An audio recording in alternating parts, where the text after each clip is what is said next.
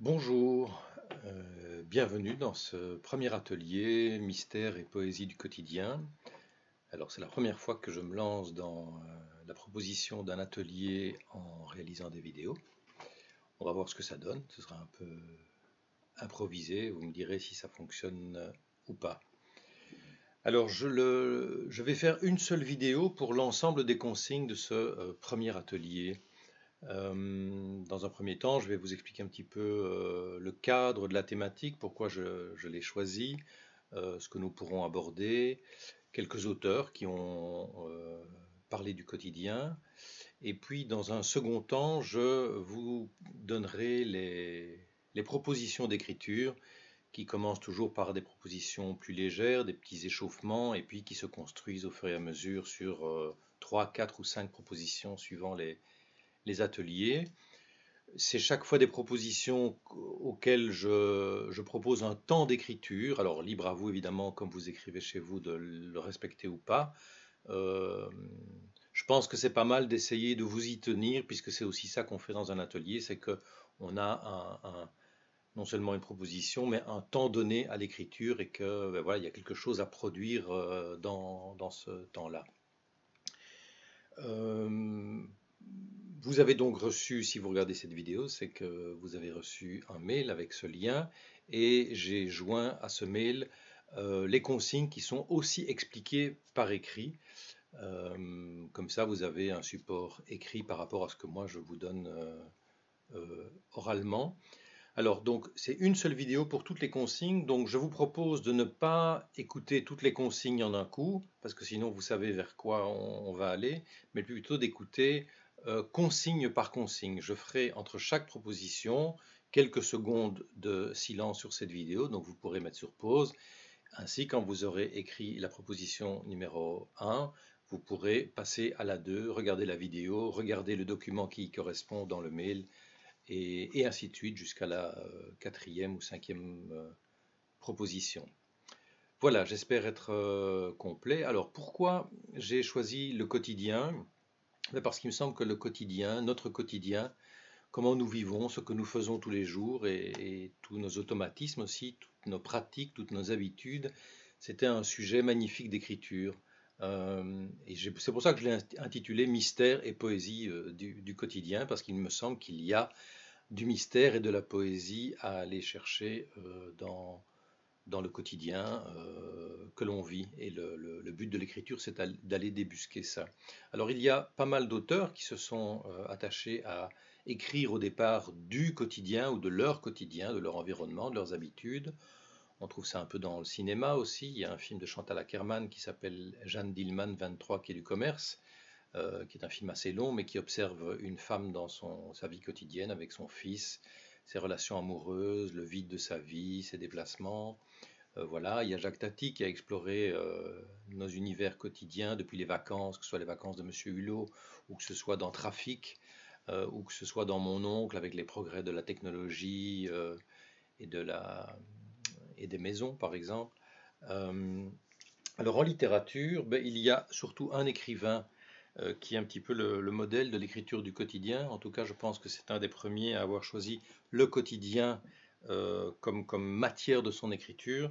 C'est évidemment Georges Perec. Alors peut-être vous connaissez Les choses de Perec, dans lequel un jeune couple s'imagine que le bonheur consiste à avoir toute une série de choses chez lui et que le bonheur est lié à la consommation. C'est écrit, je crois, en 1964 ou 65 et c'est donc un texte très anticipateur de ce qu'on connaît sur la société de consommation. Il y a Espèce d'espace, qui est vraiment un pur chef-d'œuvre d'observation de nos univers, en partant d'un meuble, et puis il a grandi au bureau, à la chambre, à l'appartement, à tout l'immeuble, à la rue, à la ville, et puis à tout l'univers. Et c'est une réflexion très amusante, très pertinente sur nos espaces de vie, nos pratiques. Il y a d'autres livres qu'on abordera dans tous ces ateliers. Donc ce cycle d'ateliers Mystère et poésie du quotidien, il y aura, je pense, 6, 7 ou 8 ateliers qui auront ce contenu. Des fois, on abordera l'idée des déplacements, la notion de temps dans une journée, les habitudes de langage aussi, peut-être l'univers des courses et de la consommation et de la nourriture. Voilà. Alors un autre livre dont on parlera à un moment donné dans un autre atelier, c'est Envie de Eugène Savitskaya aux éditions de Minuit, qui est vraiment passionnant sur son quotidien. Il y a aussi Annie Ernaux, Regarde les lumières, mon amour, qui est un travail qu'elle a fait sur une grande surface près de un supermarché, près d'où elle habite, à Cergy-Pontoise, et elle a écrit ses observations. Et alors, ça peut paraître curieux, c'est tout à fait passionnant comme reflet de nous-mêmes. Voilà, tous ces livres, je les mettrai en lien dans un mail si vous le souhaitez. Alors, j'avais envie, avant de vous proposer les consignes, de lire un petit extrait d'un livre de Georges Perec, justement, qui s'appelle L'infra. J'espère qu'on voit l'infraordinaire. On peut trouver, voilà, aux éditions du Seuil, dans la collection La librairie du XXIe siècle.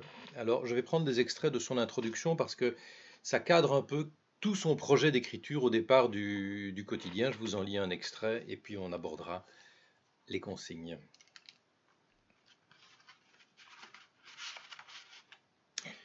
Ce qui nous parle, me semble-t-il, c'est toujours l'événement, l'insolite, l'extraordinaire. 5 colonnes à la une, grosse manchette. Les trains ne se mettent à exister que lorsqu'ils déraillent, et plus il y a de voyageurs morts, plus les trains existent. Les avions n'accèdent à l'existence que lorsqu'ils sont détournés. Les voitures ont pour unique destin de percuter les platanes, 52 week-ends par an, 52 bilans. Tant de morts et tant mieux pour l'information si les chiffres ne cessent d'augmenter. Il faut qu'il y ait derrière l'événement un scandale, une fissure, un danger, comme si la vie ne devait se révéler qu'à travers le spectaculaire.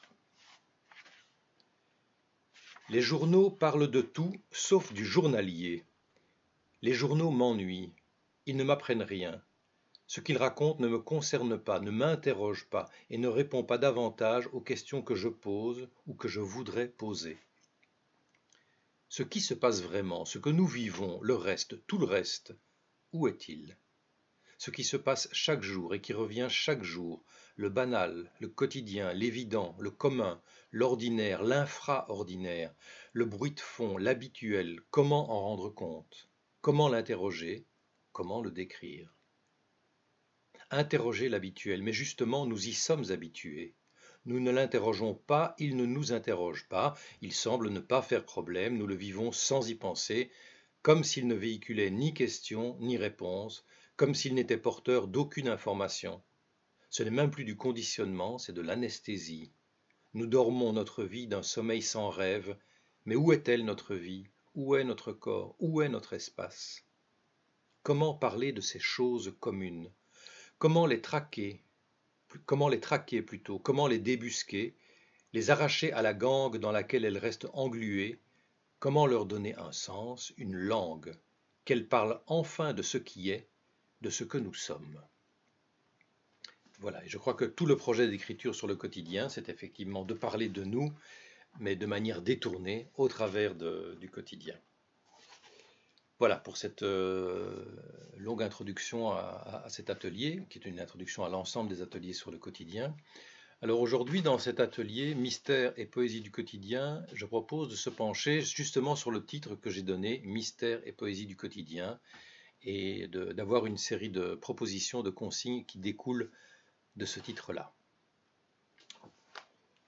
Alors, la première consigne, une consigne pour s'échauffer. Je propose que sur votre feuille ou sur votre ordinateur, si vous écrivez sur ordinateur, vous fassiez 3 colonnes.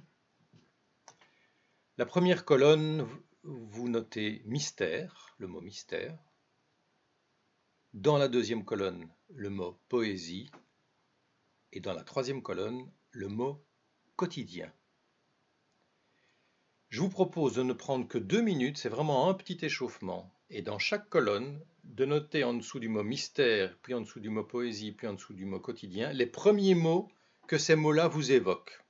Voilà, vous en écrivez 5 par exemple dans chaque colonne. Donc c'est très court, c'est sans réfléchir, les premiers mots qui vous viennent avec mystère, et puis avec poésie, et puis avec quotidien. Voilà, quand vous avez fait ça, au bout de 2 minutes, on se retrouve, mais là vous pouvez faire une pause sur la vidéo. A tout de suite.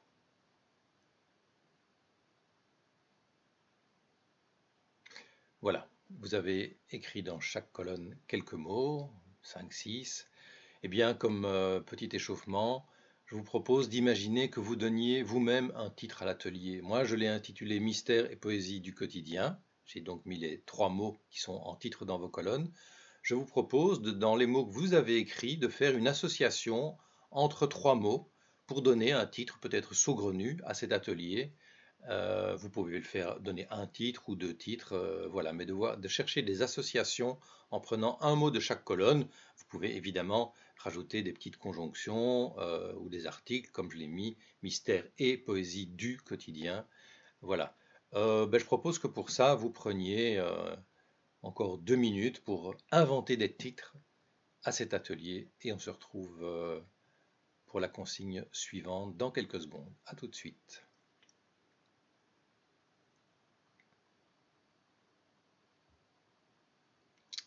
Voilà, alors là vous avez fait un petit échauffement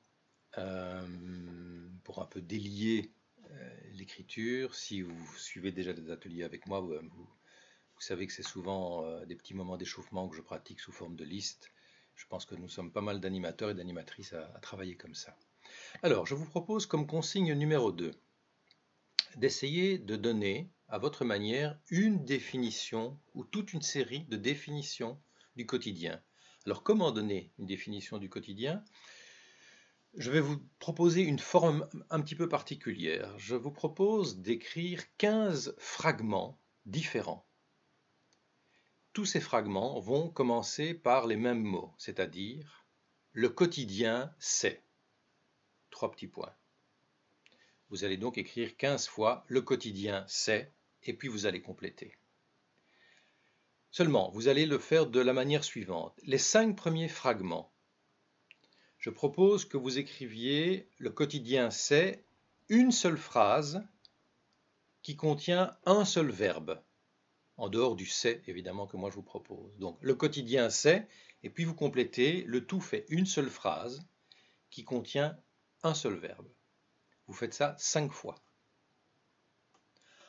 Les 5 fragments suivants, qui commencent toujours par le quotidien c'est, vous écrivez toujours une seule phrase, mais sans aucun autre verbe. Donc une seule phrase, mais sans aucun autre verbe. Vous faites ça donc 5 fois aussi.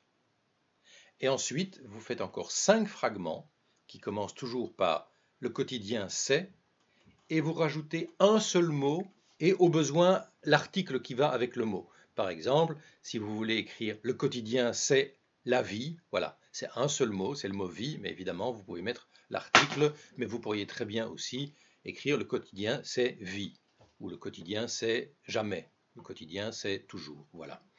Ça va vous donner donc 15 fragments qui vont se suivre, vous allez avoir une liste qui vont donner une définition, votre définition dans l'écriture du quotidien. Voilà, donc je récapitule. 5 fragments, une seule phrase avec un seul verbe. 5 fragments, une seule phrase sans verbe. Et 5 fragments, un seul mot avec un article au besoin. Ça vous fait 15 fragments. Alors, comme il y a 15 fragments, le temps que je propose pour cette consigne, c'est 15 minutes.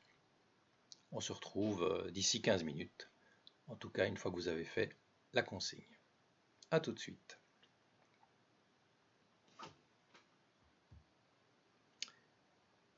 Voilà, après cette définition du quotidien, je vous rappelle donc que vous pouvez évidemment m'envoyer vos textes par retour de mail une fois que tout est écrit, et que si vous êtes sur la page des ateliers qui se trouve sur Facebook, vous avez accès vous-même à cette page pour publier votre texte. J'encourage toujours la publication des textes, c'est une manière de les partager, ça permet aux autres participants des ateliers de découvrir ce que vous avez écrit. Une partie de l'importance et de l'esprit des ateliers, c'est aussi le partage et la découverte de l'écriture des autres, évidemment. Alors, la consigne numéro 3, Je vous propose d'écrire deux textes courts. C'est une consigne qui se centre aussi sur la brièveté du texte que vous allez écrire. C'est deux textes qui vont faire maximum 4 lignes. Alors quand je dis 4 lignes, ben voilà, à l'ordinateur, si ça dépend la marge que vous mettez. Mais vous voyez, c'est dans l'idée en tout cas de faire un paragraphe bref, c'est 4 ou 5 lignes maximum.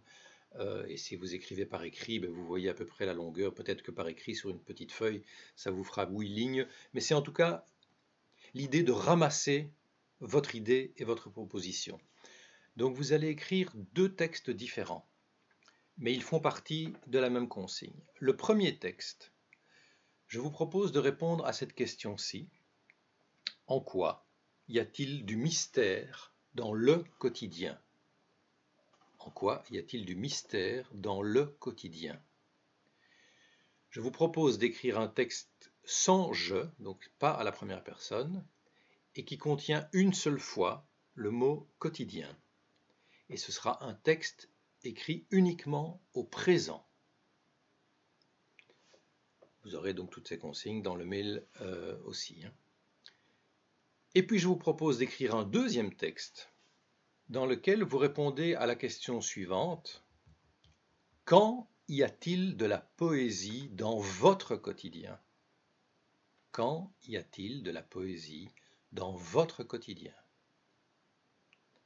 C'est un texte que je vous propose d'écrire en je, à la première personne, et ce texte contiendra une seule fois le mot poésie, et pour le temps présent, imparfait, futur, conditionnel, c'est vous qui choisissez si vous l'écrivez à un seul temps ou un mélange, peu importe. Mais donc c'est très important que ce texte 2, il y a une nuance dans la question, c'est quand y a-t-il de la poésie dans votre quotidien? C'est donc un texte qui, dans sa forme et dans son questionnement, semble un peu plus personnel que la question précédente. Alors, pour chacun de ces textes, je propose que vous preniez 8 minutes d'écriture. Encore une fois, ces durées, vous en faites ce que vous voulez, mais en tout cas, je trouve que c'est intéressant, si on fait un paragraphe court de 4-5 lignes, de ne pas dépasser 8 minutes, 8-9 minutes d'écriture. Voilà, et je vous retrouve plus tard pour la consigne numéro 4. Bonne écriture.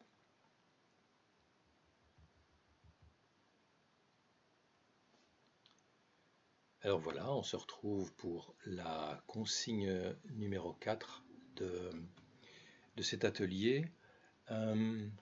Alors, il y a, quand on cherche des définitions sur le quotidien ou des citations sur le quotidien, j'avais cherché sur Internet et j'avais tapé citation sur le mot quotidien et j'avais trouvé une citation, un extrait en tout cas d'un livre que je ne connais pas, donc je ne sais pas de quel livre elle est extraite, mais je peux en tout cas en donner l'auteur.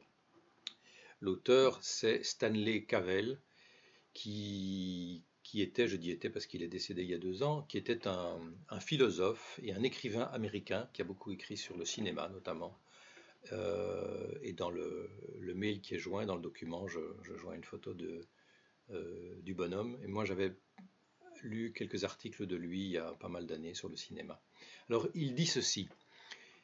Il n'existe rien au-delà de la succession des jours, l'un après l'autre, et empoigner un jour, accepter le quotidien, l'ordinaire, cela n'est pas donné à tout le monde. Et ce qui m'intéresse dans sa phrase, dans ce qu'il nous dit, c'est surtout la deuxième partie, accepter le quotidien, l'ordinaire, cela n'est pas donné à tout le monde.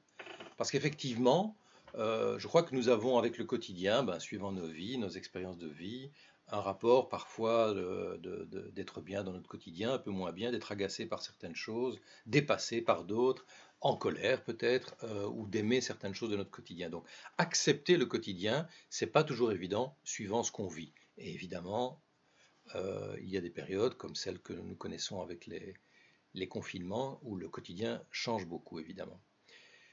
Au départ de cette phrase, je voudrais vous proposer la consigne suivante. Puisqu'il dit accepter le quotidien, cela n'est pas donné à tout le monde, la consigne c'est, au fond, à qui est-ce donné accepter le quotidien, l'ordinaire? à qui est-ce donné accepter le quotidien, l'ordinaire. C'est donc une consigne où vous vous concentrez non pas sur une réflexion sur le mystère ou la poésie dans le quotidien, mais vraiment à quel type de personne ou à quel type d'état ou à quel moment ou que faut-il pour accepter ou ne pas accepter ou accepter de temps en temps ce quotidien. Mais c'est vraiment aller chercher, pas nécessairement en vous, mais en vous ou bien en vous inspirant d'autres personnes, mais à qui est-ce donné d'accepter le quotidien. Alors vous pouvez, si vous le souhaitez, mais ce n'est pas une obligation, mais c'est une proposition si ça peut vous aider, vous pourriez par exemple commencer votre texte par accepter le quotidien est donné à celui, celle ou ceux, et puis vous continuez. Ça peut vous donner une introduction. Ou bien, par exemple, vous commenceriez par pour accepter le quotidien, il faut, il faudrait, voilà. Mais ça, c'est juste des propositions. Vous pouvez tout à fait trouver une forme personnelle pour répondre à cette question. À qui est-ce donné accepter le quotidien, l'ordinaire? Voilà, ça c'est la consigne numéro 4 de cet atelier. C'est aussi donc la dernière consigne de Mystère et poésie du quotidien 1. Voilà. L'atelier suivant se concentrera sur des notions de temps liées au quotidien. Voilà, j'espère que cette vidéo est suffisamment claire. Je répète que dans le mail, vous avez en pièce jointe les consignes qui sont chaque fois décrites dans un document. Quand vous avez terminé d'écrire l'ensemble des consignes, vous pouvez me les envoyer par mail. Alors, ce n'est pas un atelier sur lequel je fais un retour sur le texte. Voilà, c'est simplement pour vous permettre d'être dans le mouvement des ateliers si vous ne les suivez pas en ligne en groupe ou bien si vous avez décidé de choisir cette formule-ci. Voilà, mais ce n'est pas des ateliers sur lesquels je fais des retours. Il y a la page Facebook, hein, Atelier d'écriture Claude Hénuzet. Si vous êtes membre, vous pouvez publier vous-même vos textes directement. Vous mettez à quel atelier vous avez participé, consigne numéro 1, et puis vous publiez votre texte. Si vous le publiez sur Facebook, c'est intéressant évidemment de ne pas corriger votre texte 2 jours après l'avoir écrit, mais vraiment de publier ce qui est venu au moment de l'atelier. On n'est pas là pour écrire des choses parfaites ou terminées, mais qu'est-ce qui est venu dans le moment où ça a été proposé, de manière un petit peu brute. C'est ça que j'aime dans cette formule d'écriture d'atelier. Vous pouvez donc publier sur Facebook. Voilà. Je vous remercie et puis peut-être à la vidéo numéro 2 si vous avez décidé de choisir ce système-là. Bonne journée à vous. Merci.